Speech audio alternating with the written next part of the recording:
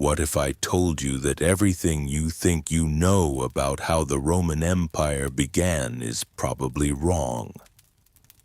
That the stories of Romulus and Remus, the she-wolf, and the founding of Rome in 753 BCE are just the tip of an iceberg that goes back centuries before anyone even dreamed of an empire. Most people think Roman history starts with gladiators and Caesar. Maybe they've heard of the Punic Wars if they paid attention in school. But here's the thing that'll blow your mind. The story of Rome actually begins in the mists of prehistoric Italy, with tribes and cultures that most historians barely mention. And it's way more fascinating than any Hollywood movie.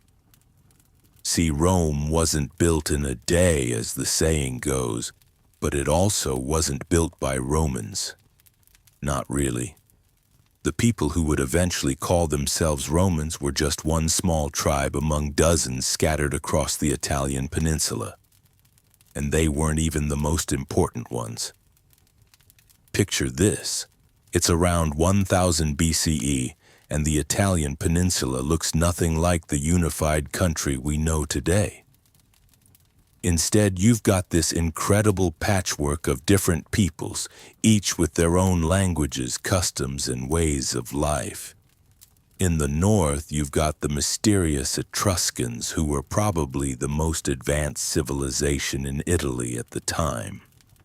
They had writing, sophisticated art, and cities that would make your jaw drop.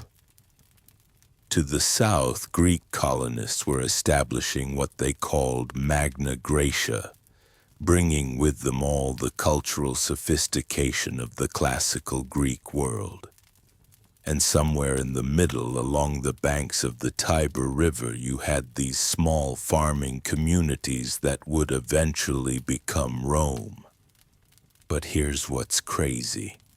These early Romans were basically nobodies. They weren't the dominant power, they weren't the most cultured, and they certainly weren't destined for greatness. They were just another collection of hill tribes trying to survive in a world dominated by their more powerful neighbors. The traditional story says that Rome was founded by Romulus after he killed his twin brother Remus in 753 BCE. It's a great story complete with divine intervention, fraternal rivalry, and the symbolic founding of what would become the greatest empire in the ancient world. But archaeological evidence tells us a completely different story, and it's actually way more interesting than the myth. What really happened was a gradual process that took centuries. The area that would become Rome was inhabited by various Italic tribes, including the Latins, who spoke an early form of Latin. These weren't sophisticated city dwellers. They were farmers and herders living in small villages scattered across the famous 7 hills: the Palatine Hill, the Capitoline Hill, the Aventine Hill. Each of these had its own small community, and over time these communities started to merge and cooperate. But here's where it gets really interesting. The early Romans didn't develop in isolation. They were constantly interacting with, learning from, and sometimes fighting with their neighbors. The Etruscans in particular had a massive influence on early Roman development. Etruscan kings actually ruled Rome for a significant period in the 6th century BCE, and they brought with them advanced engineering techniques, religious practices, and political structures that would become fundamental to Roman civilization. Think about some of the things we associate most with Rome: the toga, gladiatorial games, the practice of augury, reading omens from bird flight. Even the Roman alphabet. All of these either came directly from the Etruscans or were heavily influenced by Etruscan culture. The Romans were brilliant, but part of their brilliance was their ability to absorb and adapt the best ideas from everyone around them. The Greeks were equally important in shaping early Roman culture. As Greek colonies spread throughout southern Italy and Sicily, they brought with them not just trade goods, but ideas about philosophy, art, literature, and government. The Romans would eventually conquer Greece, but as the poet Horace famously said, "Captive Greece took captive her savage conqueror." Greek cultural influence on Rome was so profound that educated Romans were expected to speak Greek as fluently as Latin. Now let's talk about what Rome actually looked like in those early days, because it's nothing like what you're imagining. Forget the marble temples and grand forms that you see in movies. Early Rome was a collection of mud brick huts and wooden buildings clustered on hilltops. The famous Forum Romanum started as a marshy valley that flooded regularly. There were no paved roads, no aqueducts, no massive stone buildings. It was, by all accounts, a pretty unremarkable place. But even in these humble beginnings, you can see the seeds of what would make Rome great. The Romans developed a genius for organization and law that would serve them well as they expanded. They created political institutions that, while constantly evolving, provided a framework for governing not just a city but eventually an empire.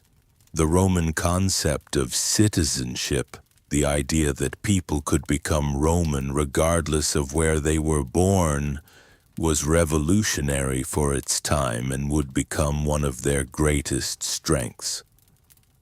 The early Roman economy was based on agriculture, particularly grain production, but also cattle and sheep herding. The word pecunia, which means money in Latin, comes from pecus, meaning cattle, because cattle were one of the earliest forms of wealth and exchange. These weren't people thinking about world conquest. They were thinking about surviving the next harvest and maybe expanding their territory to the next valley over. Religion played a huge role in early Roman life, but it wasn't anything like what we think of as organized religion today.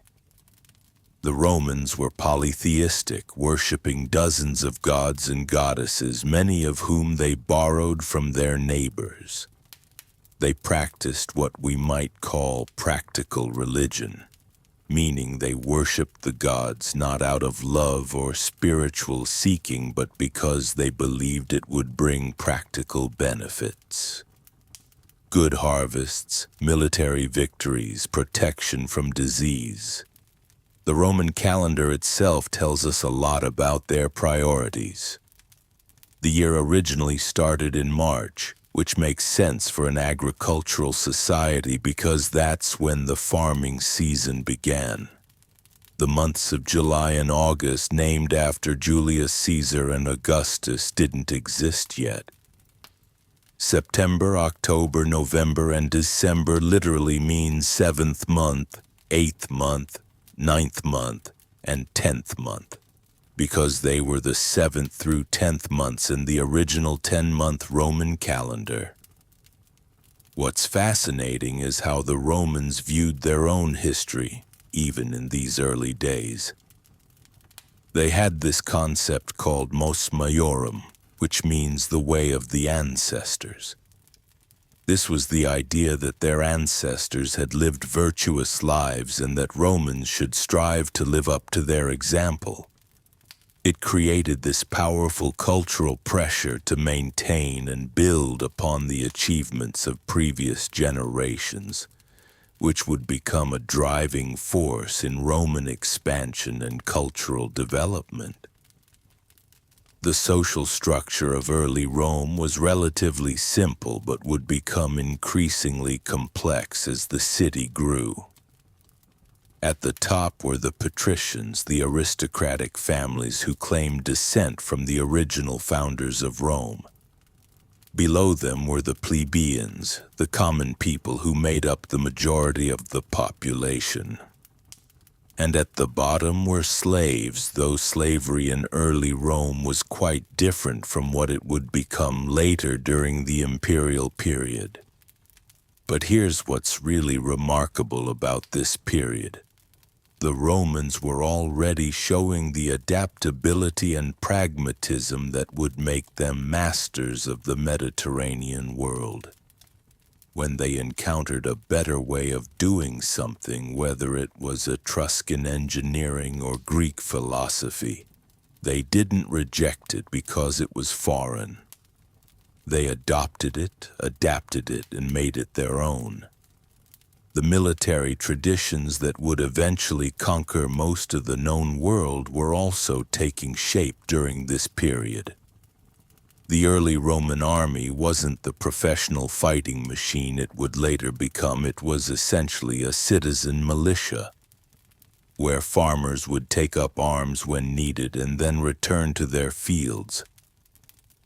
But even then, the Romans were developing the discipline, organization, and tactical flexibility that would serve them so well in later centuries.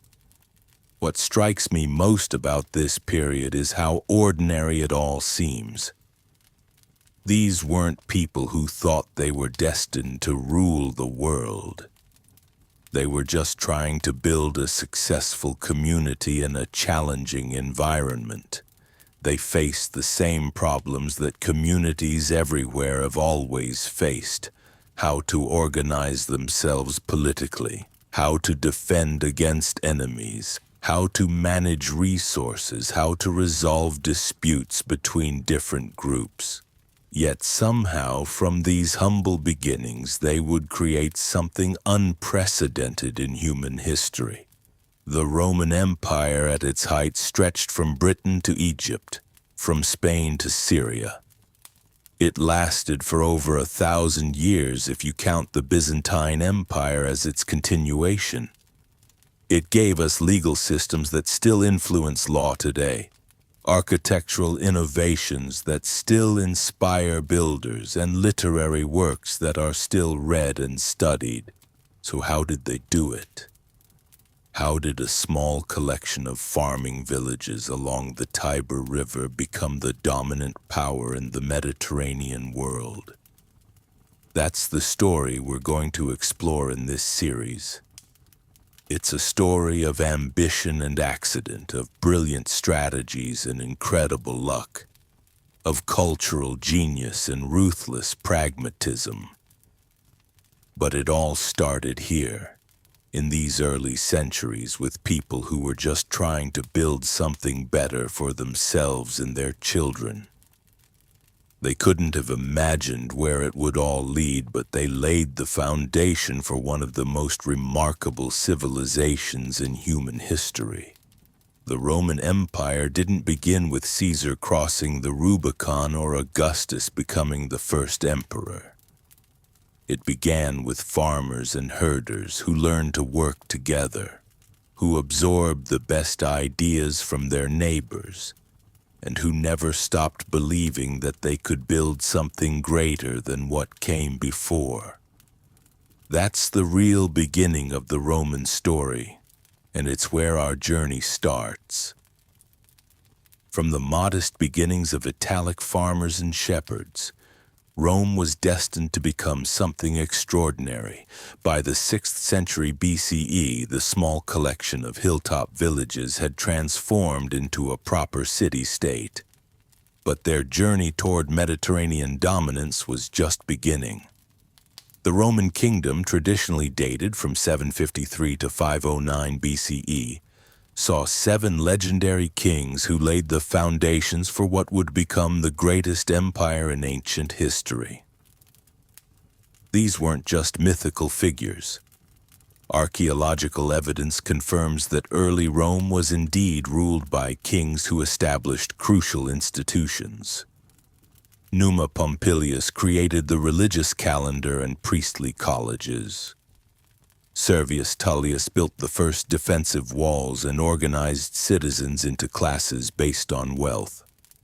Tarquin the Proud, the last king, became so tyrannical that the Romans swore they'd never be ruled by a single man again.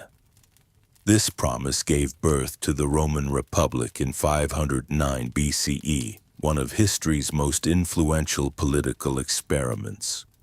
The Romans created a system of checks and balances that would inspire governments for millennia to come.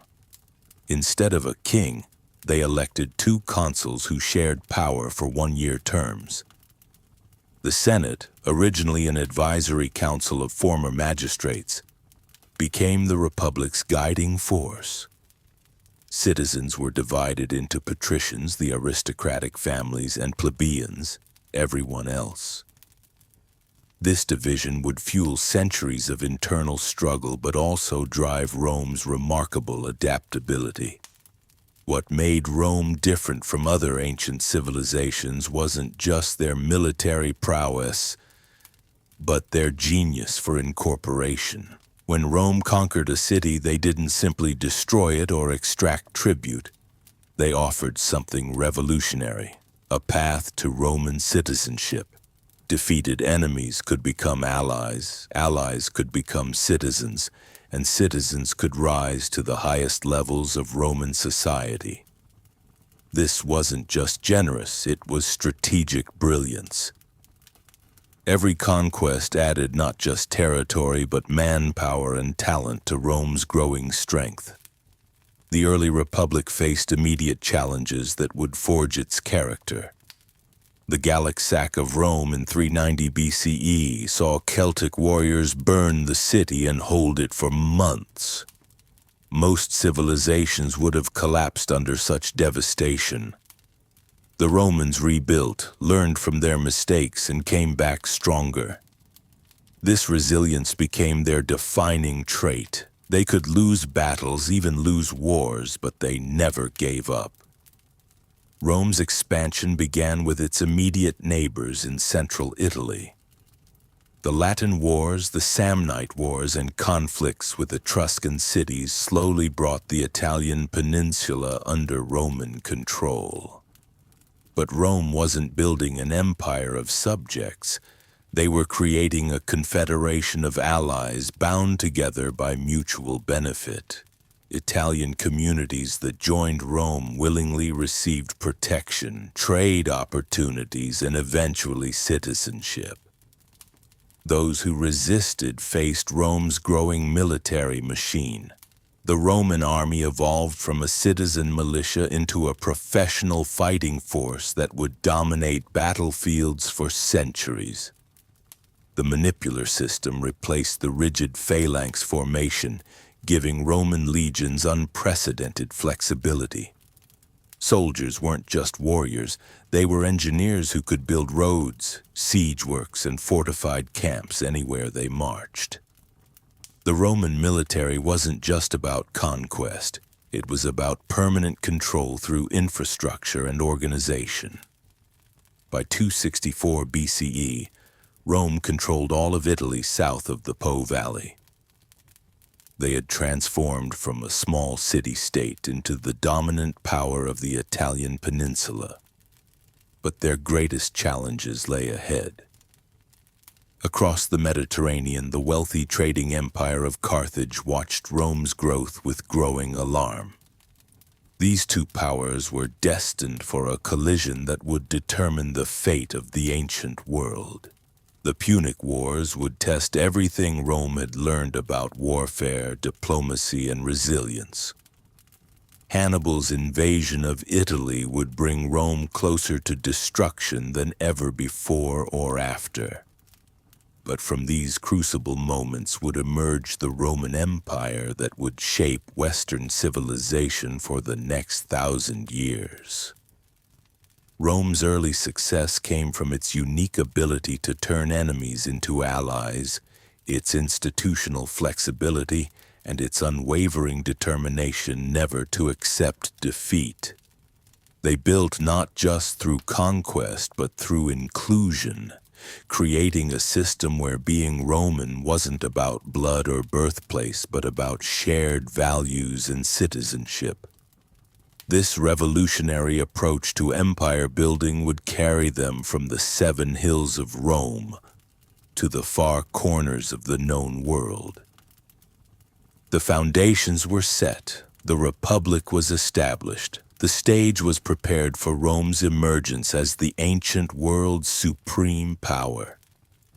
What began with farmers and shepherds would soon encompass the entire Mediterranean basin, bringing Roman law, Roman roads, and Roman civilization to 3 continents.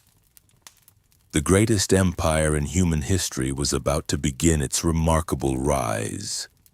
The die had been cast. Rome's transformation from a modest collection of hilltop settlements to the dominant force in Italy wasn't just remarkable, it was revolutionary. But if you thought conquering Italy was impressive, well, you haven't seen anything yet, because what came next would stretch Roman influence across 3 continents and establish patterns of conquest that would echo through history for over a millennium. Picture this. It's 264 BCE and Rome controls the Italian peninsula. They've got their citizenship system humming, their military machine refined, and their diplomatic network spanning from the Po Valley to the toe of the Italian boot. But across the narrow stretch of water that separates Sicily from the mainland, another power is watching. Carthage, a maritime empire that makes Rome look like amateur sailors, controls trade routes spanning from Spain to the eastern Mediterranean. These 2 civilizations are about to collide in what historians call the Punic Wars, from the Latin word punicus, meaning Phoenician. But calling them wars almost understates what actually happened. These were civilizational death matches that would determine whether the Mediterranean became a Roman lake or remained under Carthaginian control. The First Punic War broke out over Sicily, and it immediately exposed Roman weaknesses. Rome's army was unstoppable on land, but Carthage ruled the seas. So what did Rome do? They decided to build a navy from scratch. Not just any navy, they wanted to match Carthage ship for ship. According to Polybius, the Romans captured a wrecked Carthaginian warship, reverse-engineered it, and within 60 days had constructed an entire fleet. 60 days. Try getting a building permit that fast today. But here's where Roman innovation kicked in. They knew they couldn't outsail the Carthaginians, so they turned naval warfare into land warfare. They invented the corvus, essentially a boarding bridge with a massive spike that would crash down onto enemy ships, allowing Roman legionaries to storm aboard and fight as if they were on solid ground. Suddenly, Rome's greatest weakness became irrelevant. The First Punic War dragged on for 23 years, devastating both sides. Rome lost entire fleets to storms.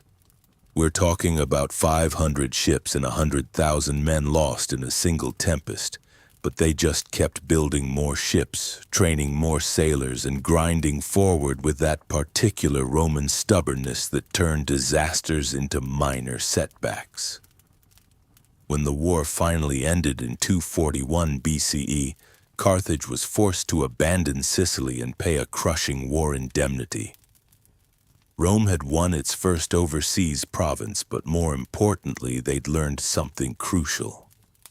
They could adapt to any type of warfare, master any technology, and outlast any enemy through sheer persistence and systematic organization. But Carthage wasn't finished. Enter Hannibal Barca, quite possibly the greatest military genius of the ancient world. After the First Punic War, Carthage had been rebuilding its strength in Spain, and Hannibal had been planning something that would terrify Romans for generations: a land invasion of Italy itself. In 218 BCE, Hannibal did the impossible. He marched an army of 90,000 infantry, 12,000 cavalry, and 37 war elephants from Spain across the Pyrenees, through Gaul, and over the Alps in winter. When he emerged into the Po Valley, he'd lost half his men and most of his elephants, but he'd achieved complete strategic surprise. Rome, masters of the Italian peninsula, suddenly had a Carthaginian army in their backyard.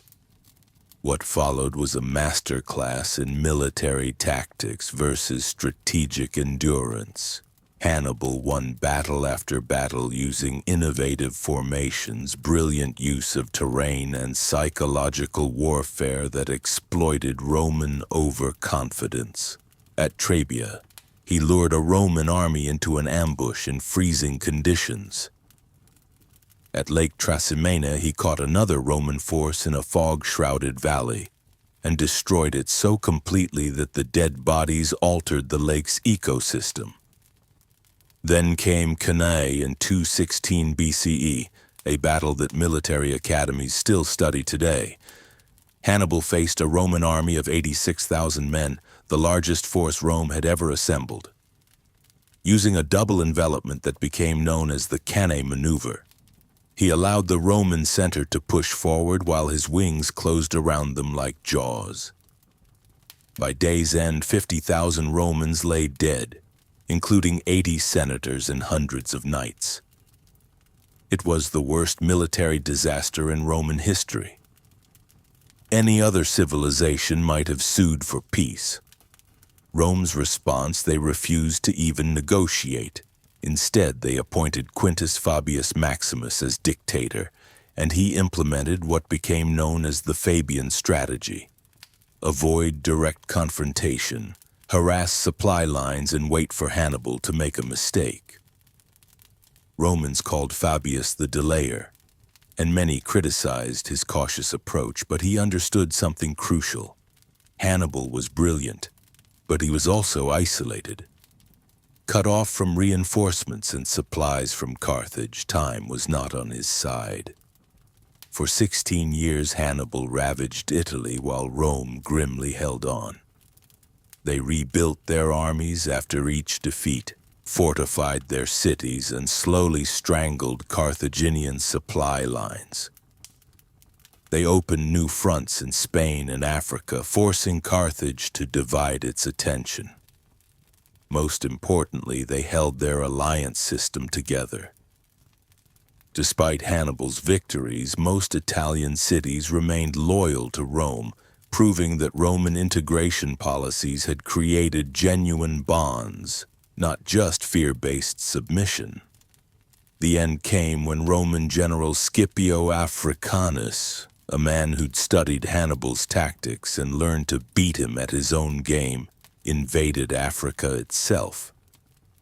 Suddenly, Carthage was fighting for its survival on home soil, and they recalled Hannibal from Italy. At the Battle of Zama in 202 BCE, Scipio defeated Hannibal using the Carthaginians' own tactical innovations against them. The Second Punic War's end marked a turning point not just for Rome, but for the entire Mediterranean world. Carthage was broken as a major power, forced to pay enormous indemnities and forbidden from waging war without Roman permission. But more significantly, Rome had proven something to every other power in the known world. They simply could not be defeated. Not by superior tactics, not by brilliant generals, not even by bringing war to their homeland. Roman determination combined with their systematic approach to warfare and alliance building made them essentially unconquerable. This psychological impact cannot be overstated. When news of Roman victories spread, it fundamentally altered how other powers viewed this rising force from central Italy. The Hellenistic kingdoms of the East, Macedonia, Syria, Egypt, had been watching the Punic Wars with interest, perhaps even amusement.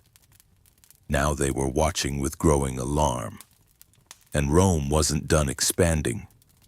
Victory over Carthage had given them a taste for overseas conquest and the resources to pursue it.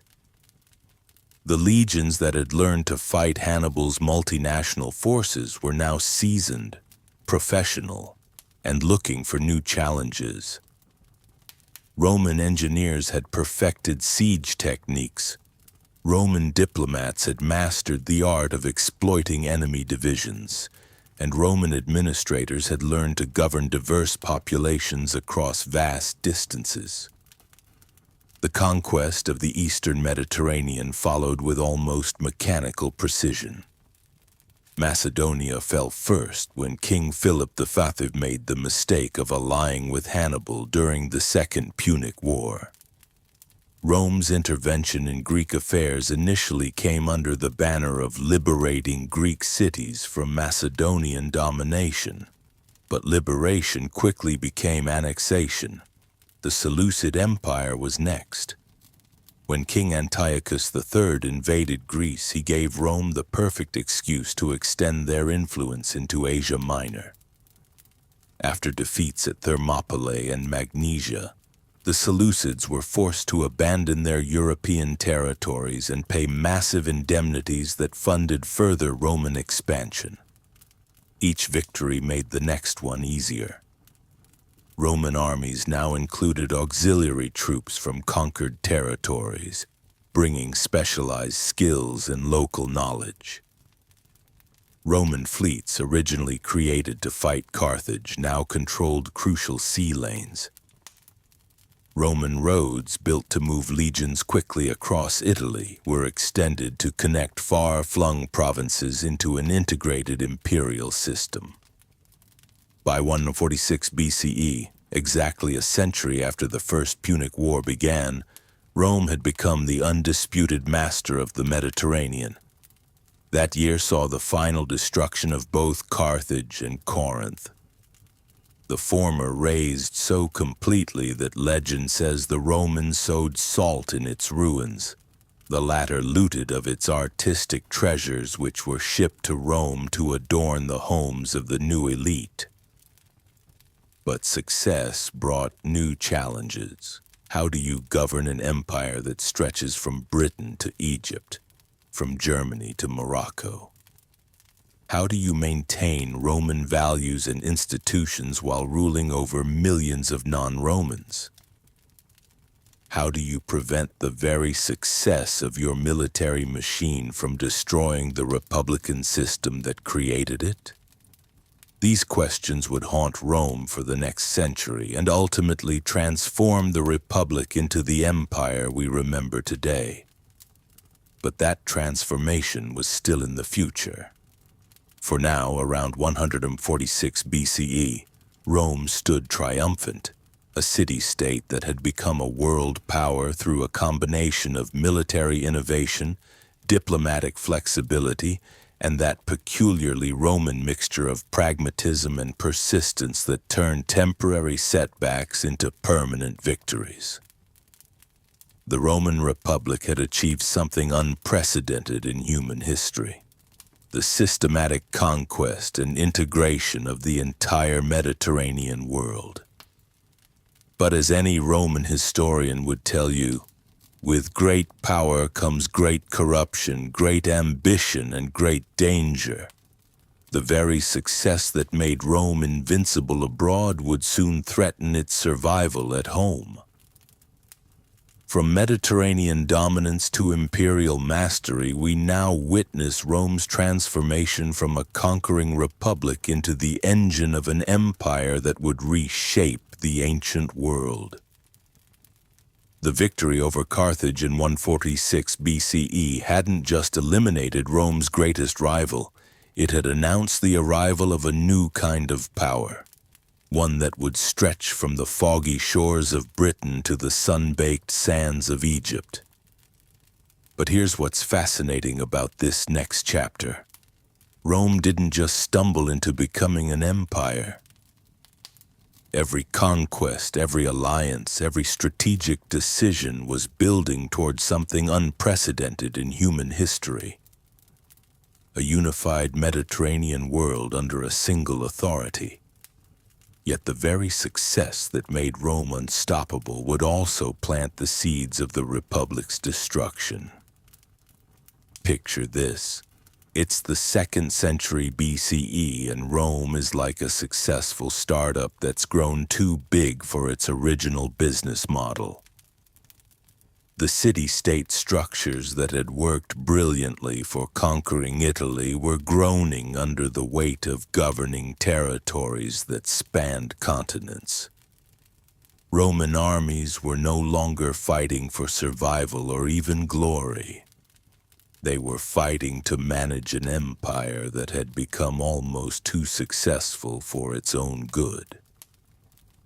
The Eastern Mediterranean beckoned like a ripe fruit waiting to be plucked. The Hellenistic kingdoms, the fractured remains of Alexander the Great's empire, were shadows of their former glory. Macedonia, the kingdom that had once conquered the known world, was now just another prize in Rome's expanding collection. The Seleucid Empire, stretching across modern-day Turkey and Syria, offered riches that made Carthaginian wealth look modest. And Egypt, with its legendary Ptolemaic dynasty and the glittering city of Alexandria, represented the ultimate prize. But Rome's eastern expansion wasn't just about conquest, it was about absorption. Unlike their often brutal approach to enemies in the West, the Romans approached the Greek world with something approaching reverence. These weren't barbarians to be subjugated. These were the people who had given the world philosophy, theater, mathematics, and art. Rome might have the legions, but Greece had the culture. This created one of history's most fascinating cultural inversions. As the Roman poet Horace would later write, "Captive Greece took her savage victor captive." Roman generals who had conquered Greek cities found themselves hiring Greek tutors for their children. Roman architects began copying Greek columns and proportions. Roman writers started imitating Greek literary forms. The conquerors were being conquered by the very culture they had defeated. The transformation wasn't just cultural, it was economic on a scale that defies imagination. Wealth poured into Rome from across the Mediterranean like rivers feeding into a vast lake. Spanish silver mines worked by enslaved populations funded massive public works projects. Egyptian grain fed Rome's growing population. Asian luxury goods filled the homes of the emerging Roman elite. For the first time in human history, resources from 3 continents were being systematically funneled into a single city. This influx of wealth created opportunities and problems in equal measure. On one hand, it funded the architectural marvels that would make Rome the wonder of the ancient world. The massive temples, the sprawling forums, the engineering projects that brought fresh water from distant mountains. All of this was possible because Rome had become the economic center of gravity for the entire Mediterranean basin. But wealth on this scale also created inequality on this scale. The traditional Roman farmer soldier, who had been the backbone of the Republic's early expansion, found himself unable to compete with slave-worked estates that could produce grain more cheaply than free labor ever could. Veterans returning from years-long campaigns often discovered their farms had been foreclosed, their families scattered, their traditional way of life extinct. The city of Rome itself was transforming beyond recognition.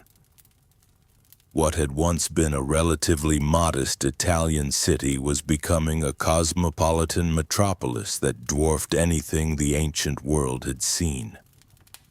People from every corner of the Mediterranean crowded its streets.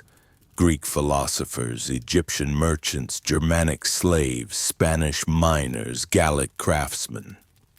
The city was becoming a living symbol of Roman power, but also of Roman complexity. This diversity created a new kind of Roman identity. The old republican virtues of simplicity, agricultural life, and military service were giving way to something more sophisticated but also more fragmented. Roman citizens might never set foot outside Italy.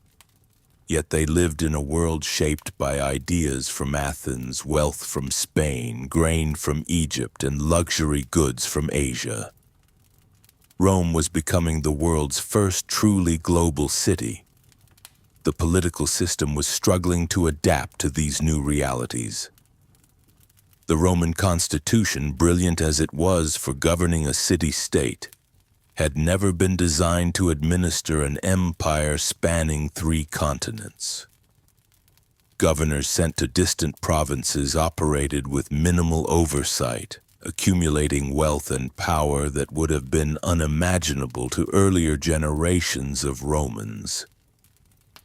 The traditional checks and balances that had kept Roman ambition in line were breaking down under the sheer scale of Roman success. Military service, once a civic duty performed by property-owning citizens, was becoming a professional career. Soldiers served not for a season or a campaign, but for decades. Their loyalty increasingly belonged not to the abstract concept of Rome, but to the specific generals who led them, paid them, and promised them land upon retirement. The Roman army was becoming a collection of personal armies, each bound to its commander by bonds of mutual benefit rather than constitutional duty. The conquest of the Mediterranean had also created a new kind of Roman leader. Men like Scipio Africanus, the conqueror of Carthage, returned from their campaigns not just as successful generals, but as something approaching living legends. They had wealth that rivaled kings, popularity that threatened traditional political hierarchies, and military experience that made them indispensable to Rome's continued expansion. The traditional Roman suspicion of individual power was colliding head-on with the practical reality that managing an empire required individuals of extraordinary capability. The Greek historian Polybius, writing in the 2nd century BCE, captured this tension perfectly. He admired Rome's constitution and credited it with Rome's success, but he also worried about what would happen when that constitution encountered challenges it wasn't designed to handle. Rome's greatest strength, its ability to adapt and absorb, was becoming a source of internal stress as the city struggled to maintain its traditional identity while governing a world empire. The social war of the early 1st century BCE illustrated these tensions dramatically. Rome's Italian allies, who had fought and died for Roman expansion, demanded Roman citizenship as payment for their loyalty. The question wasn't just about legal status. It was about what it meant to be Roman in a world where Roman power extended far beyond Rome itself. When the war ended with citizenship extended throughout Italy, Rome had taken another step away from being a city-state and toward becoming something entirely new. A multinational empire bound together by common citizenship rather than common ethnicity. The slave rebellions of this period, particularly the massive uprising led by Spartacus, revealed another consequence of Rome's imperial success. The wealth that flowed into Rome depended heavily on enslaved labor, creating a vast population of people who had every reason to hate their masters and no stake in the system's continuation. When Spartacus led his followers from gladiatorial school to open rebellion, he was leading not just slaves, but representatives of dozens of conquered peoples who had been reduced to property by Roman success. The suppression of Spartacus's rebellion by Crassus and Pompey demonstrated both Roman military efficiency and Roman ruthlessness. The crucifixion of 6,000 rebels along the Appian Way sent a clear message about the price of challenging Roman authority. But it also revealed how much Roman prosperity depended on the systematic exploitation of conquered populations, a dependence that would shape Roman policy and Roman anxiety for centuries to come. By the end of the 2nd century BCE, Rome had achieved something unprecedented in human history. The Mediterranean Sea, which had once divided dozens of independent civilizations, had become a Roman lake. Trade flowed freely from one end to the other under Roman protection. Roman law was becoming the common legal framework for disputes between different peoples. Roman engineering was connecting distant regions with roads, aqueducts, and harbors that made the empire function as an integrated economic unit. Yet this very success was creating the conditions for the Republic's greatest crisis. The constitution that had guided Rome's rise was proving inadequate for managing Rome's success. The traditional Roman virtues that had inspired generations of citizen soldiers were being eroded by wealth, luxury, and the practical requirements of governing diverse populations across vast distances. The republic that had conquered the Mediterranean was discovering that its greatest enemy might be its own achievements. The stage was being set for the dramatic conflicts of the 1st century BCE, the rivalries between Marius and Sulla, Caesar and Pompey, Antony and Octavian. These weren't just personality conflicts or political disputes. They were the inevitable result of a system that had outgrown its original design. Rome had become too powerful for the Republic to contain, too complex for the old constitution to manage, too successful for the traditional limitations on individual ambition to survive. The Roman Empire was being born not through conscious design but through the accumulated weight of Roman success. Each conquest made the next conquest necessary. Each victory created new challenges that required new solutions. Each generation of Romans inherited problems that their ancestors' triumphs had created. The republic that had set out to defend itself against its neighbors had become the master of the world, and was discovering that mastering the world was more dangerous than conquering it. This transformation from republic to empire wasn't just a Roman story, it was a human story about the unexpected consequences of success, the difficulty of managing power, and the challenge of maintaining identity while adapting to change.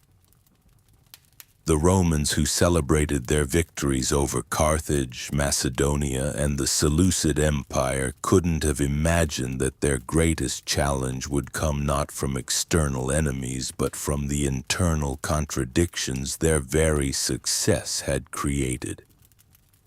As the 2nd century BCE drew to a close, Rome stood at a crossroads that would define the next 500 years of human history. The republic that had conquered the Mediterranean was now choking on its own success, its ancient institutions buckling under the weight of an empire that sprawled from the Atlantic to the Euphrates. Picture, if you will, the streets of Rome in 133 BCE. The city had grown into a sprawling metropolis of nearly 1 million souls, its narrow alleys choked with the desperate and dispossessed.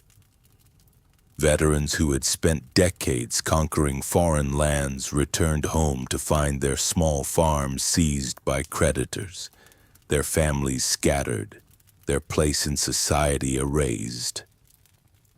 Meanwhile, in the palatial villas of the Palatine Hill, senators counted profits from vast slave-worked estates, their wealth built on the very conquests that had destroyed the citizen soldiers who made those victories possible.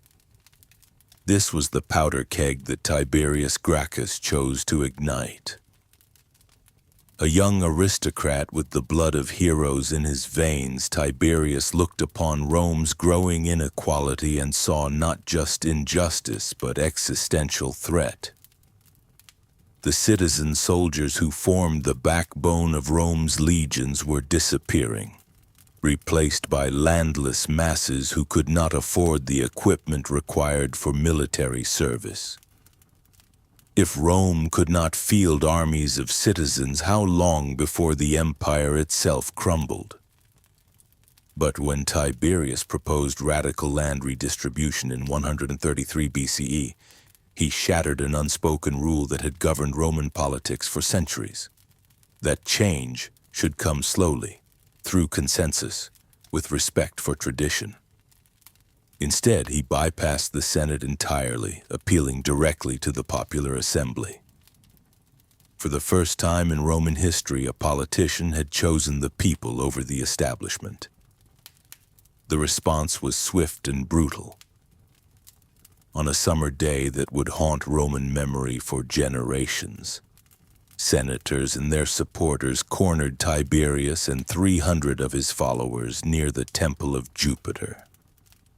Armed with clubs and broken furniture, they beat the tribune of the people to death in the shadow of the gods.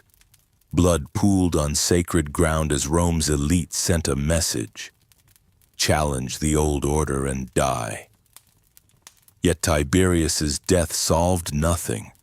If anything, it made everything worse. His younger brother Gaius took up the cause a decade later, pushing even more radical reforms before meeting the same violent end. The precedent was set.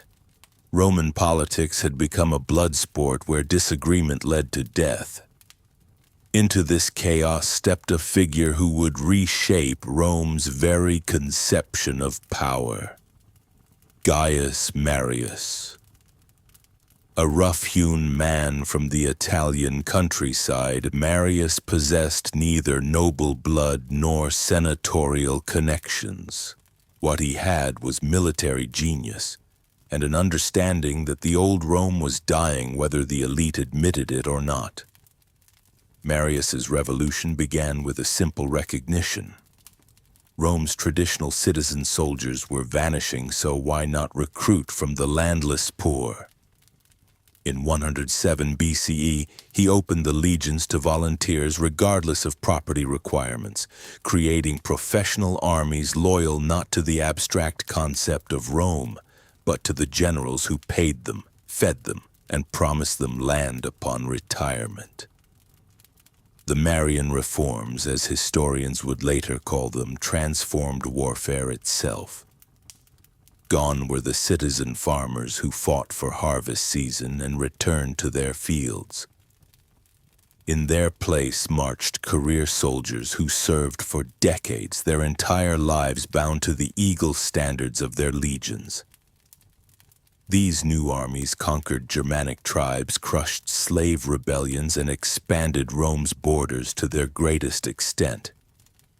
But they also created a dangerous new dynamic: generals with personal armies loyal to them alone. This became terrifyingly clear when Marius faced his former lieutenant, Lucius Cornelius Sulla, in Rome's first civil war. Two Roman armies, both claiming to serve the Republic, marched against each other in the Italian countryside while the Mediterranean world watched in horror. When Sulla emerged victorious, he enacted proscription lists, death sentences for his political enemies, turning the Roman Forum into a marketplace of severed heads. The brutality was staggering. Senators, knights, and ordinary citizens found their names posted on public lists, marking them for death. Bounty hunters roamed the streets. Families were destroyed overnight. The Roman historian Appian would later write that the city seemed to be in the hands of ruthless enemies rather than under a government. Yet through it all, the fiction was maintained. This was all being done to save the Republic. Sulla's dictatorship established a chilling precedent. A single man could seize control of the Roman state, rewrite its laws, and eliminate his enemies while claiming to act in Rome's best interests. When Sulla voluntarily retired to his country estate in 79 BCE, he proved that absolute power could be attained and, remarkably, relinquished. But he also proved that the Republic's institutions were powerless against a determined strongman with loyal armies. The next generation of Romans learned these lessons well. Marcus Licinius Crassus, the richest man in Rome, understood that wealth alone was insufficient for political dominance. You needed military glory too. When the slave Spartacus led a massive rebellion that humiliated Rome's armies, Crassus saw opportunity. He crushed the uprising with characteristic ruthlessness, crucifying 6,000 captured rebels along the Appian Way. The crosses stretched for over 100 miles, a forest of death that announced to the world, "This is what happens when you challenge Rome." But even Crassus paled before the meteoric rise of Gnaeus Pompeius Magnus, Pompey the Great. Before his 25th birthday, Pompey had conquered territories from Spain to the Black Sea, eliminated Mediterranean piracy, and earned a triumph that lasted 2 full days. His victories filled Rome's treasury with unprecedented wealth, and his own coffers with enough gold to buy whatever political influence he couldn't win through force. Yet it was the arrival of Gaius Julius Caesar that truly marked the end of the old republic. Descended from ancient patrician bloodlines but allied with populist causes, Caesar possessed a political intelligence that dwarfed even his considerable military talents. He understood that in the new Rome, success required building coalitions that transcended traditional boundaries. The first triumvirate, formed in 60 BCE, was Caesar's masterpiece of political engineering.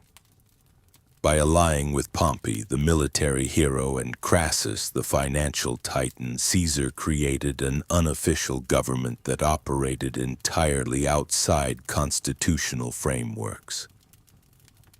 The three men divided the Roman world among themselves like a business partnership, with Caesar securing the governorship of Gaul, a posting that seemed like political exile, but which he transformed into the launching pad for immortality.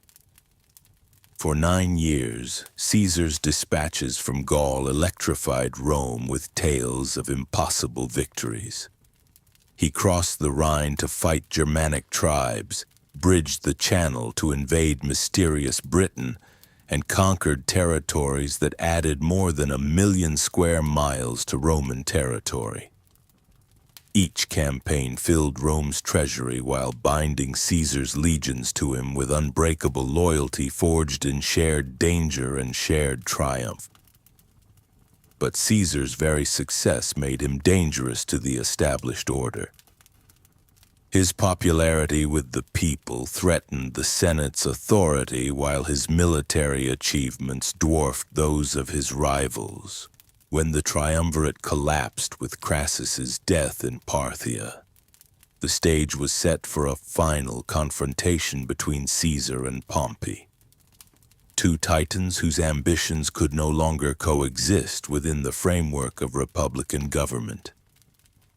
The crisis came in 50 BCE when the Senate, terrified of Caesar's power, demanded he disband his armies and return to Rome as a private citizen. Caesar's response revealed how thoroughly the Republic had been transformed. He would return, but not defenseless. On a cold January night in 49 BCE, Caesar stood beside a small river in northern Italy, the Rubicon, which marked the boundary between Gaul and Roman territory. Roman law forbade any general from crossing this river with armed forces. To do so was treason, punishable by death. Caesar's hesitation at the riverbank captured the magnitude of the moment. Cross and civil war was inevitable. Turn back, and political destruction awaited in Rome.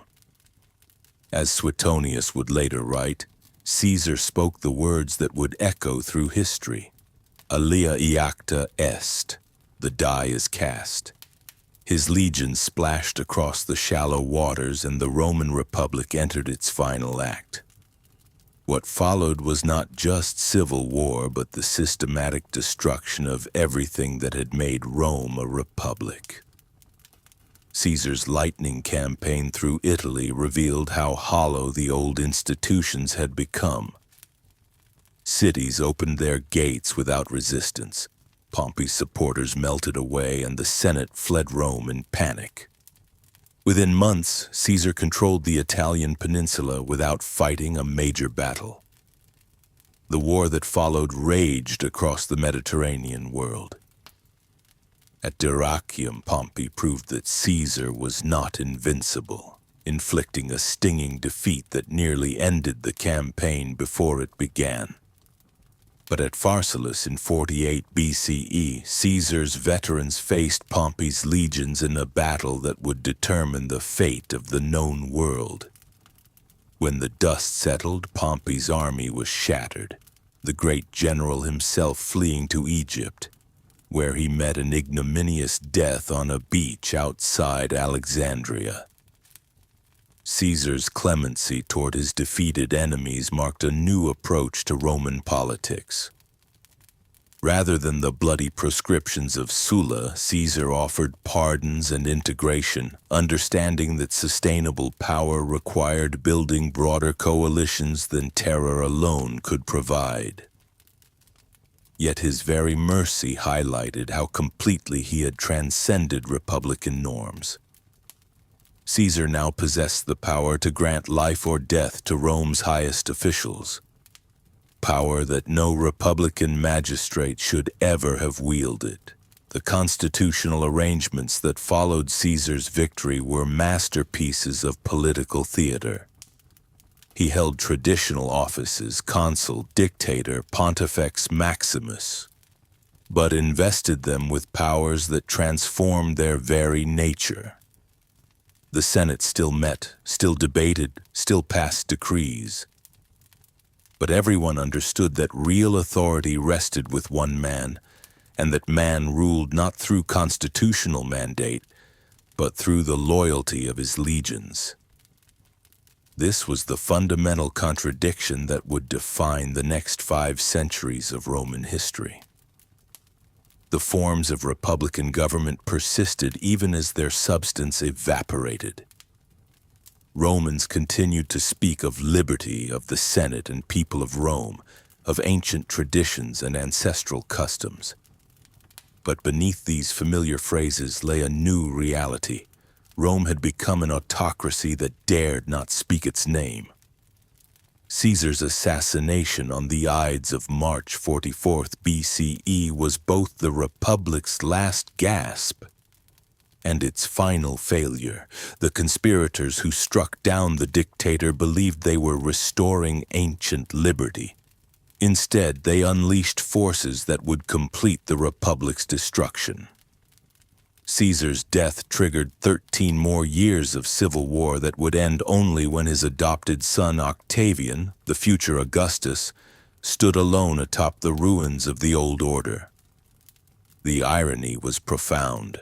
The republic that had conquered the Mediterranean world could not survive its own success. The very virtues that had built the empire, military excellence, competitive ambition, adaptability in the face of challenges, became instruments of its political destruction when turned inward. Rome's elite, trained to compete for glory and dominance, could not accept the limitations that stable republican government required. By the time Augustus emerged victorious from the chaos following Caesar's death, the question was not whether Rome would remain a republic. That had already been decided. The question was what form the inevitable autocracy would take, and whether it could provide the stability that centuries of republican government had failed to deliver. The transformation was complete, but its architects had succeeded by pretending it never happened. Augustus would rule as emperor while claiming to be merely the first citizen of a restored republic. The Senate would continue to meet while becoming an advisory body to imperial power.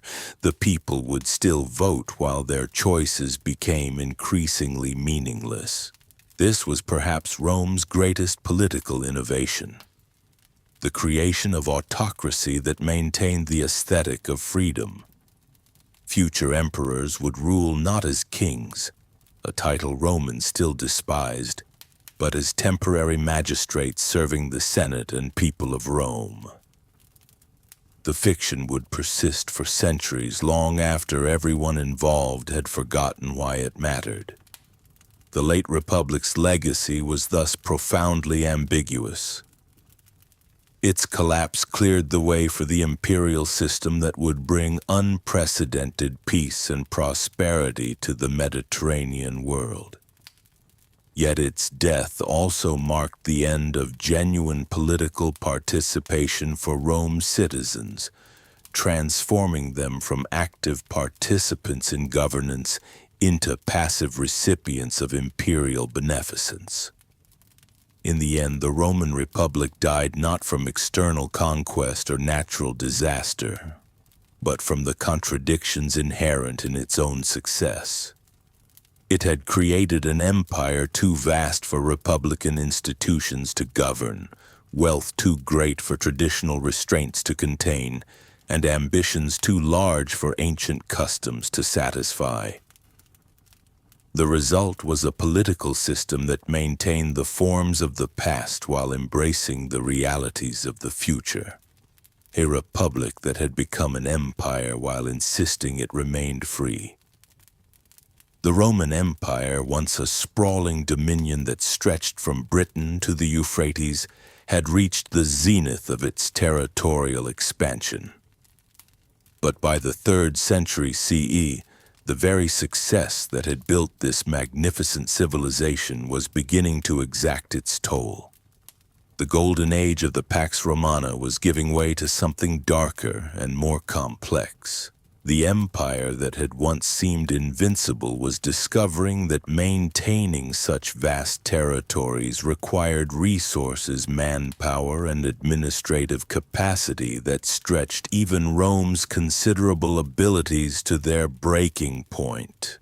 The crisis of the 3rd century, spanning roughly from 235 to 284 CE, would test everything the Romans had built.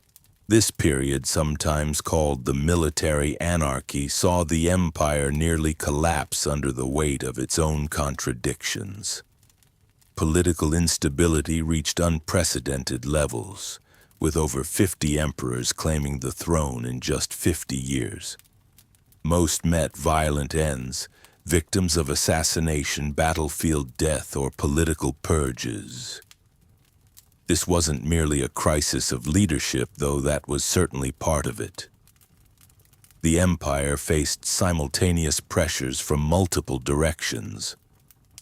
Germanic tribes pressed against the northern frontiers with increasing frequency and ferocity. The Sassanid Persian Empire in the east proved a formidable adversary, capable of matching Roman military might and even capturing a Roman emperor, Valerian, in 260 CE. Economic disruption followed military crisis. As trade routes became unsafe, cities were sacked, and the imperial currency was debased to pay for endless wars. Yet perhaps most telling was what this crisis revealed about the nature of Roman power itself. The empire had grown so large that it could no longer be effectively governed from a single center. Communication across such vast distances was slow and unreliable. Regional commanders responsible for defending far-flung frontiers often found themselves cut off from central authority for months at a time.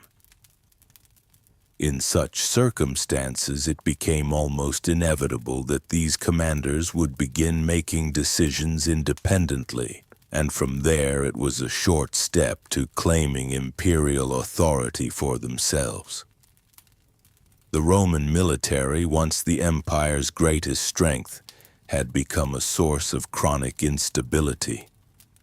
The Praetorian Guard, originally created to protect the emperor, had discovered that they could just as easily make and unmake emperors.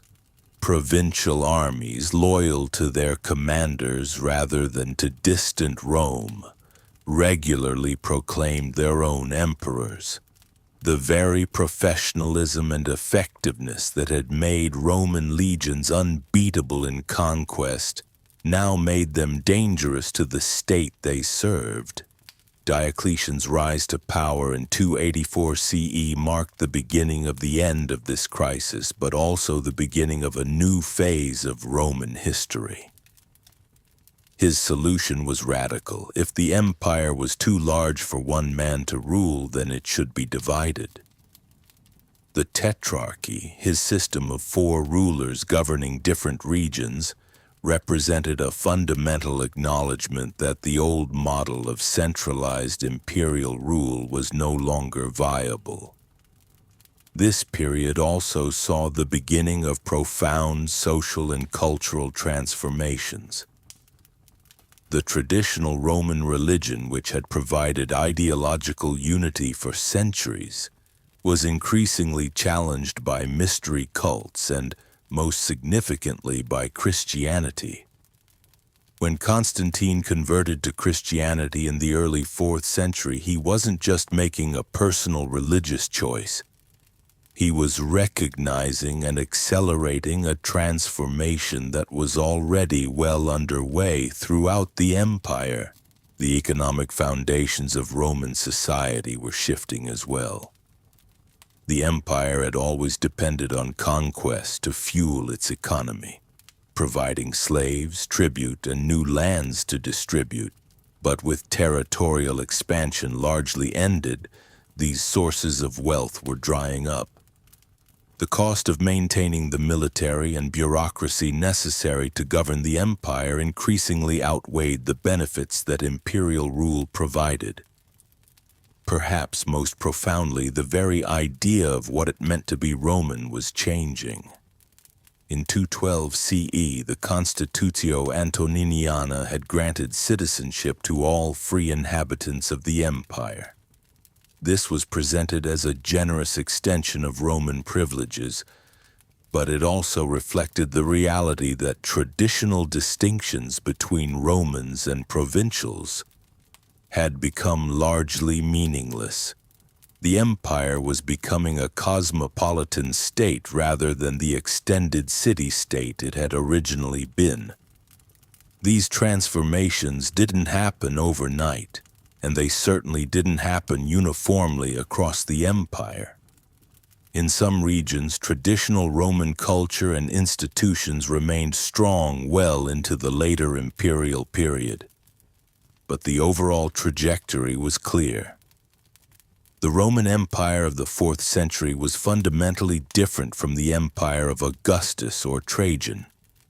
The division of the empire into western and eastern halves, formalized by Theodosius the Thermord in 395 CE, represented the culmination of trends that had been building for over a century. This wasn't just an administrative convenience. It reflected the reality that the Mediterranean world had become too complex and diverse to be governed as a single unit. the Western Empire would continue to face mounting pressures. Barbarian migrations intensified not just as military invasions but as mass movements of peoples seeking new homes. The Visigoths, Vandals, Ostrogoths, and other Germanic tribes weren't simply destroying Roman civilization. They were often seeking to join it, to find their place within the Roman world. The challenge was that the Western Empire lacked the resources and flexibility to accommodate these newcomers while maintaining its traditional structures. Meanwhile, the Eastern Empire, which would become known as the Byzantine Empire, proved more resilient. Its capital at Constantinople was strategically located, its Greek-speaking population was more homogeneous, and its economic base in Asia Minor and Egypt remained relatively stable. The Eastern Empire would continue for another 1,000 years, preserving Roman law and administrative practices even as it developed its own distinct character. The story of Rome's transformation reveals something fundamental about the nature of imperial power and historical change. The Roman Empire didn't simply decline and fall. It evolved, adapted, and in many ways succeeded too well for its own good. The very effectiveness of Roman institutions and culture created an empire so large and complex that it ultimately transcended the political structures that had created it. The legacy of this transformation would shape the medieval world and beyond. Roman law would influence legal systems across Europe and its former territories. The Catholic Church would adopt and adapt Roman administrative structures. The idea of empire itself, the notion that diverse peoples could be united under a single political system, would inspire countless later attempts at universal rule. The late Roman Empire forces us to confront uncomfortable questions about success and sustainability, about whether any political system can indefinitely manage the consequences of its own achievements. Rome had created something unprecedented in human history, a stable, prosperous, multicultural empire that endured for centuries. But that very success created new challenges that eventually proved insurmountable within the original Roman framework. As we conclude this exploration of Roman history, we're left not with the simple story of rise and fall, but with a complex tale of transformation. The Roman Empire never truly ended. It changed, fragmented, and evolved into something new. Its influence can be traced through Byzantine emperors and Carolingian kings, through medieval universities and Renaissance humanists, through the founding fathers of America and the builders of modern Europe. The Romans themselves might not have recognized the world their empire ultimately created, but they would surely have understood the fundamental human drives that shaped it. The desire for order and prosperity, the challenges of governing diverse peoples, the tension between tradition and innovation. In these struggles, separated from us by nearly 2 millennia, we can still recognize ourselves in our own ongoing attempts to build just and lasting societies.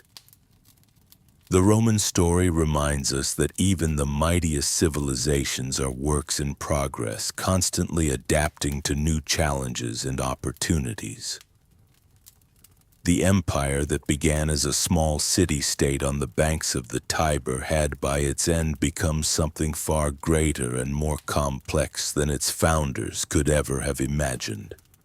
And perhaps that, more than any military victory or architectural achievement, is Rome's greatest legacy.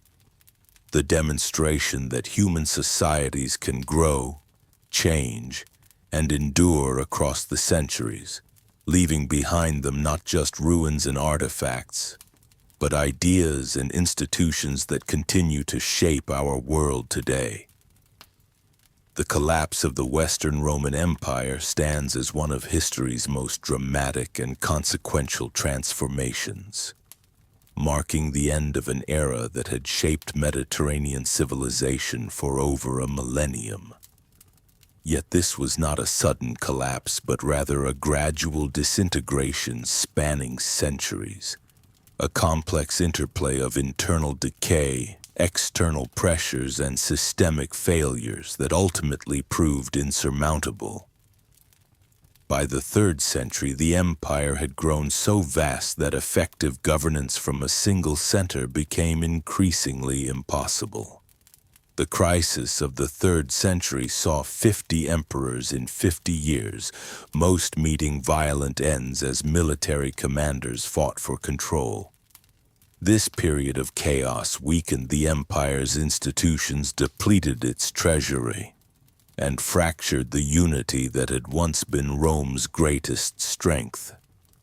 The army, once Rome's most reliable institution, became both protector and predator, demanding ever greater payments while its loyalty shifted to whichever general could offer the most immediate rewards. Economic pressures mounted relentlessly. The costs of maintaining the massive military machine necessary to defend the frontiers consumed an ever-growing portion of imperial resources. Taxation reached crushing levels, driving many into poverty and forcing others to abandon their lands.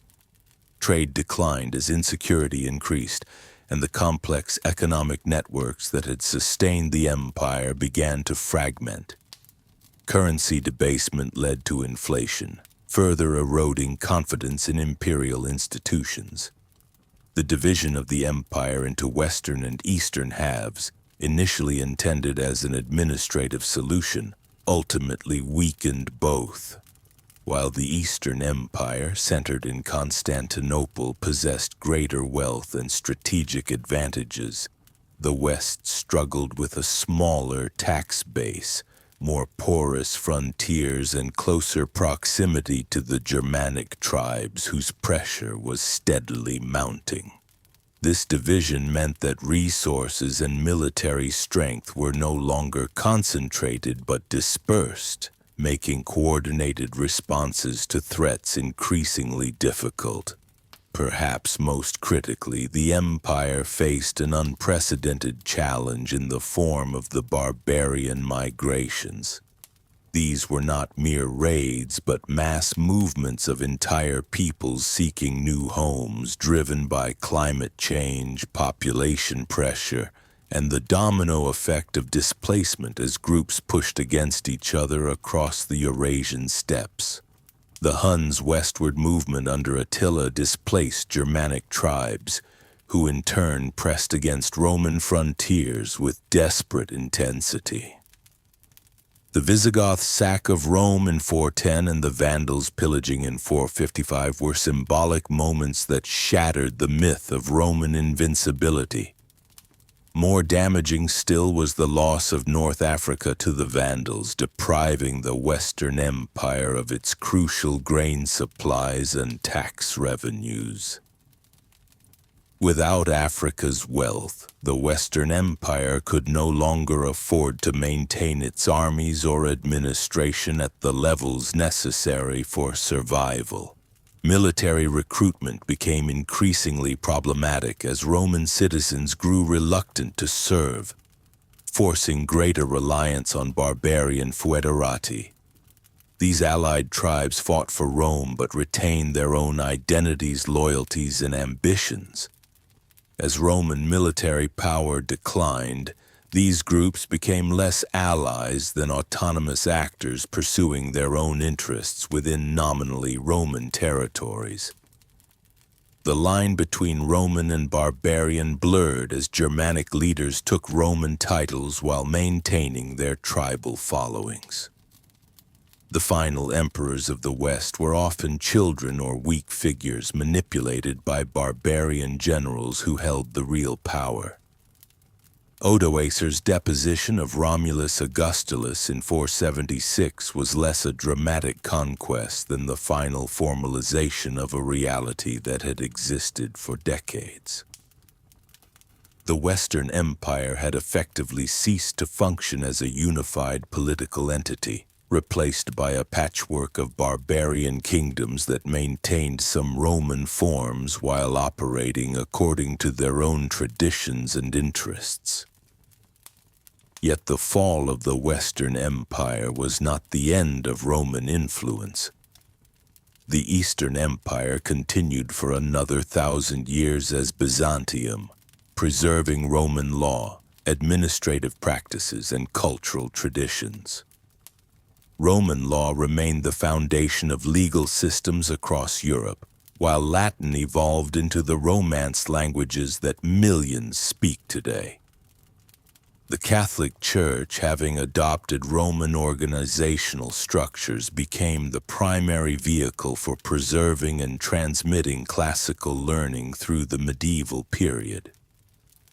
The barbarian kingdoms that replaced Roman authority were not destroyers of civilization, but rather its inheritors and transformers. The Ostrogoths in Italy, the Visigoths in Spain, and the Franks in Gaul all sought to preserve Roman administrative efficiency while adapting it to their own needs and traditions. This synthesis of Roman and Germanic elements would eventually give birth to medieval European civilization. The transformation was neither complete nor uniform. In many regions, Roman institutions, laws, and customs persisted for centuries under barbarian rule. Latin remained the language of administration, education, and religion. Roman architectural techniques, artistic styles, and urban planning continued to influence construction and city development. The Roman villa system evolved into medieval manorialism, while Roman concepts of citizenship and law provided frameworks for emerging feudal relationships. The legacy of Rome's fall extends far beyond the immediate consequences for Western Europe. It demonstrated the vulnerability of even the mightiest empires to internal decay and external pressure. The collapse showed how military, economic, and political crises could interact and amplify each other, creating cascading failures that overwhelmed even sophisticated administrative systems. It revealed the importance of legitimacy and popular support in maintaining political authority, and the dangers of relying too heavily on foreign military support. Modern historians continue to debate the primary causes of Rome's fall, with explanations ranging from climate change and disease to moral decay and religious transformation. What seems clear is that no single factor was responsible. Rather, the Western Empire succumbed to a convergence of challenges that overwhelmed its capacity to adapt and respond. The very size and complexity that had been sources of strength became weaknesses when central authority could no longer coordinate effective responses to multiple simultaneous crises. The story of Rome's decline and fall thus becomes a meditation on the nature of historical change itself. Great civilizations are not destroyed overnight but transform gradually, adapting to new circumstances while losing elements that once defined them. The Roman Empire's end was simultaneously a catastrophe and a beginning, the death of one world and the birth of another.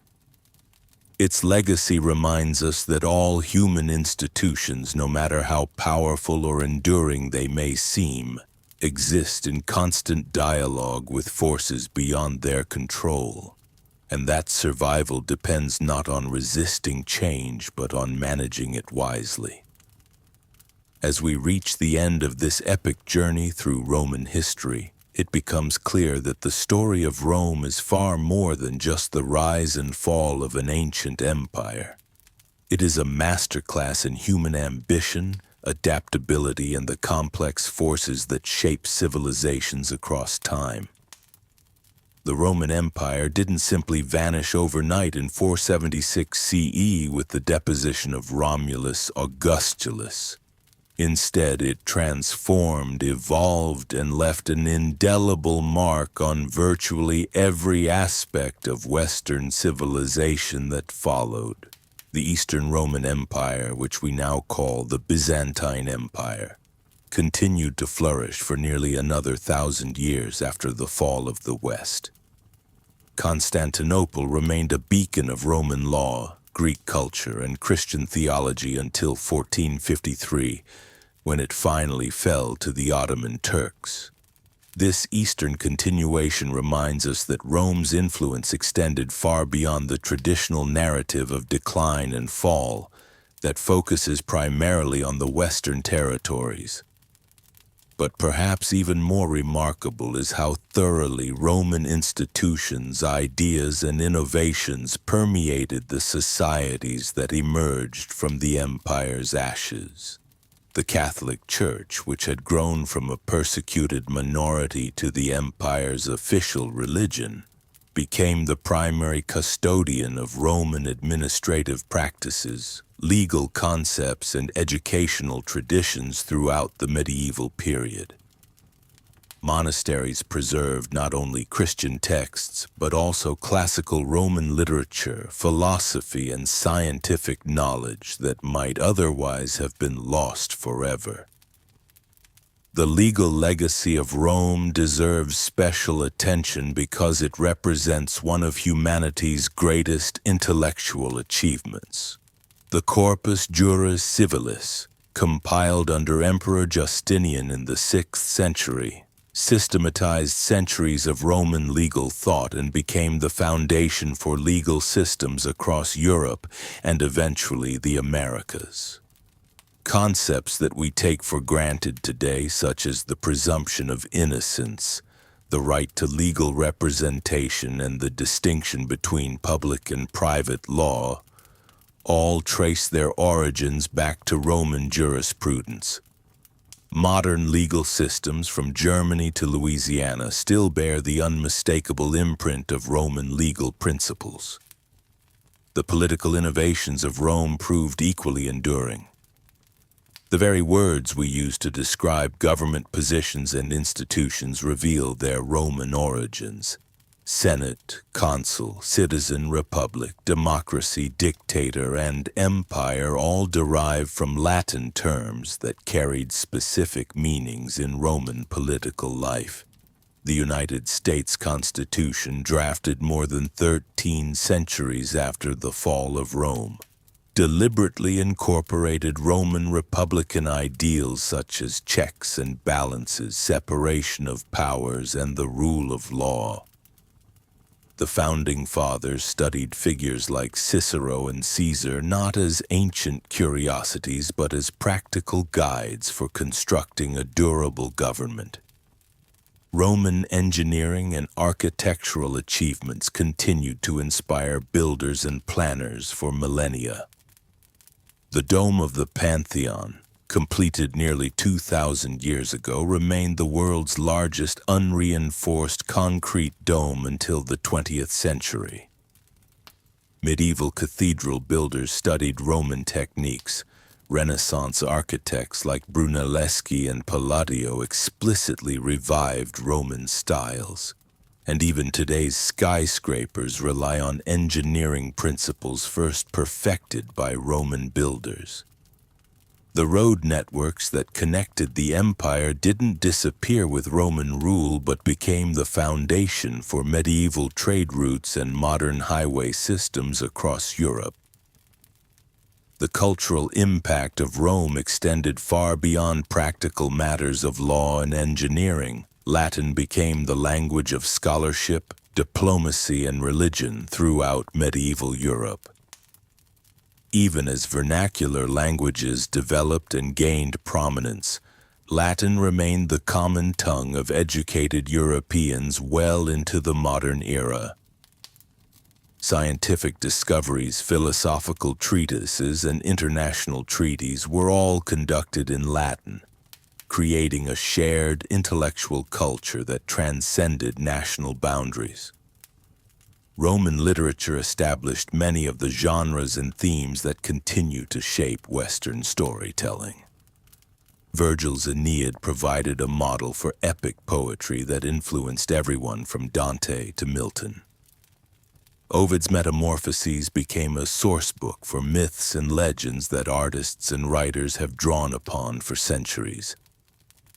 The historical works of Tacitus and Livy established standards for narrative history that modern historians still study and emulate. Even the concept of the novel can be traced back to Roman authors like Petronius and Apuleius. The religious transformation of Rome under Constantine had profound consequences that extended far beyond the empire's borders. Christianity, nurtured and systematized within Roman institutional frameworks, spread throughout Europe, Africa, and Asia. The organizational structure of the early church closely mirrored Roman administrative practices, with bishops governing territories similar to Roman provinces and the Pope assuming many of the ceremonial and practical functions of the Roman emperor. This synthesis of Christian theology and Roman organization created a powerful force for cultural unity that helped shape European identity for over 1,000 years. Yet the story of Rome also serves as a cautionary tale about the fragility of even the most successful civilizations. The internal contradictions that ultimately brought down the empire offer valuable lessons for modern societies. The growing inequality between rich and poor, the increasing reliance on foreign labor and military service, the breakdown of traditional civic values, and the inability of political institutions to adapt to changing circumstances all contributed to Rome's decline. These challenges seem remarkably familiar to contemporary observers, suggesting that the patterns of historical development may be more cyclical than we often assume. The military innovations that made Roman conquest possible also contained the seeds of future problems. The professional legions that conquered the Mediterranean world gradually became more loyal to their commanders than to the state itself. The increasing reliance on barbarian federates and mercenaries weakened the empire's military cohesion and created potential enemies within the system. The costs of maintaining such vast territories eventually exceeded the empire's ability to generate revenue, leading to debilitating cycles of taxation, inflation, and economic decline. Perhaps most importantly, Rome's history demonstrates both the possibilities and limitations of cultural assimilation. The empire's genius lay in its ability to absorb and integrate diverse peoples' customs and ideas while maintaining a coherent political and legal framework. This inclusiveness allowed Rome to tap into human resources and creative energies across 3 continents, creating a cosmopolitan civilization of unprecedented scope and sophistication. However, this same openness eventually challenged the empire's ability to maintain a unified identity and common purpose. The transformation of Rome from a small Italian city-state to a Mediterranean empire and finally to a Christian European civilization illustrates the dynamic nature of historical development. Each phase built upon previous achievements while responding to new challenges and opportunities. The Romans of Caesar's time would have been astonished by the Christian empire of Constantine, just as Constantine's subjects could hardly have imagined the medieval kingdoms that emerged from Rome's western provinces. Modern historians continue to debate the causes of Rome's decline and fall. But perhaps the more important question is why the empire lasted as long as it did. For over 5 centuries, Roman institutions managed to hold together territories stretching from Britain to Mesopotamia, incorporating peoples speaking dozens of languages and practicing countless local customs. This achievement required not just military might, but also administrative skill, legal sophistication, and cultural flexibility of the highest order. The Roman example suggests that successful civilizations must balance stability with adaptability, tradition with innovation, and unity with diversity. Rome thrived when it maintained this balance and declined when internal and external pressures pushed it toward extremes. The empire's greatest strength, its ability to incorporate and transform foreign influences, eventually became a source of weakness as the pace of change accelerated beyond the system's capacity to adapt. As we face our own challenges of globalization, technological change, and cultural transformation, the Roman experience offers both inspiration and warning. Rome's achievements remind us of humanity's capacity for creating institutions and ideas that transcend their original context and continue to enrich human life across centuries. The empire's decline reminds us that no civilization, however powerful or sophisticated, can take its survival for granted. The story of Rome ultimately belongs not just to ancient history, but to the ongoing human story of which we are all part. The Roman ideals of citizenship, law, and civic duty continue to shape our political aspirations. Roman engineering and architectural principles still influence how we build our cities. Roman literary and artistic traditions remain vital components of our cultural heritage. Most fundamentally, the Roman example of creating unity from diversity offers hope for addressing the challenges of our increasingly interconnected world. In the end, Rome's greatest legacy may be the demonstration that human societies can transcend their origins and achieve greatness through the disciplined application of reason, law, and inclusive governance. The empire fell, but the ideas and institutions it created proved more durable than bronze or marble. They continue to shape our world today, ensuring that Rome's influence will endure as long as humans continue to seek justice, build communities, and strive for the common good. As we reach the end of our journey through Roman history, we're left with a civilization that defies simple categorization.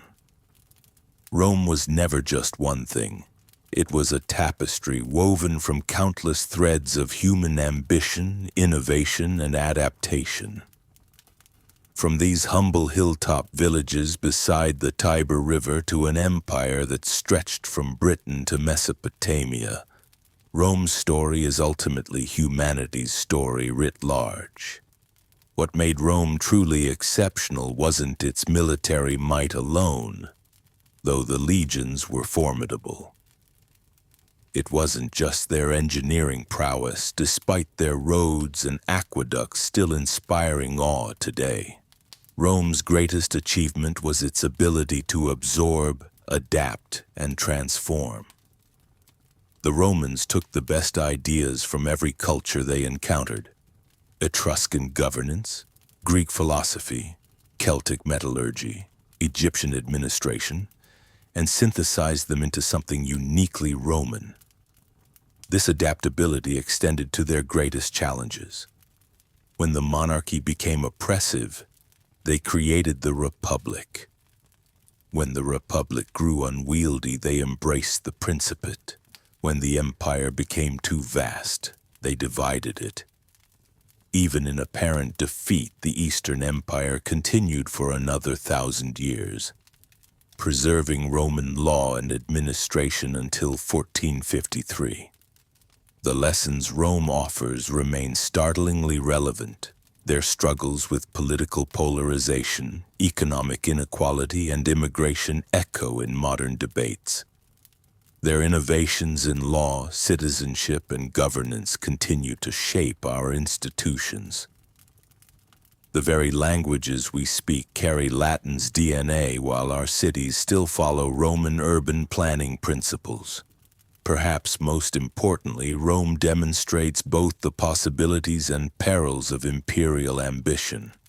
At its best, Rome created unprecedented peace, prosperity, and cultural exchange across the Mediterranean world. The Pax Romana allowed trade, ideas, and people to move freely across vast distances. At its worst, Roman expansion brought slavery, cultural destruction, and brutal suppression of resistance. Rome's ultimate legacy isn't found in any single monument or institution, but in the idea that diverse peoples can be united under common law and shared purpose.